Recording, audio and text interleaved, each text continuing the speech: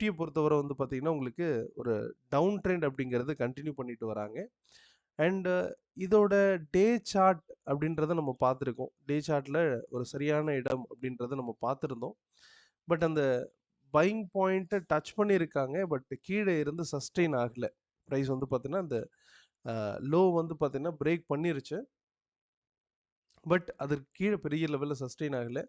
Even மார்க்கெட்டோட price வந்து பார்த்தீங்கன்னா உங்களுக்கு டவுன் ட்ரெண்டாக மாறக்கூடிய இடம் அப்படிங்கிறது 21,700க்கு கீழே தான். ஸோ அந்த 21,700 ஒரு ஸ்ட்ராங் சப்போர்ட்டாக இருக்கிறத பார்க்க முடியுது.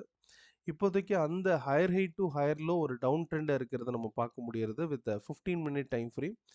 அதில் நமக்கு செல்லிங் பாயிண்ட் தான் நமக்கு கிடைக்கிறது. மார்க்கெட் மேலே வந்தாலுமே இப்போ இருக்கக்கூடிய பாயிண்ட் அப்படிங்கிறது சப்ளை ஜோனாக இருக்கிறத பார்க்க முடியுது.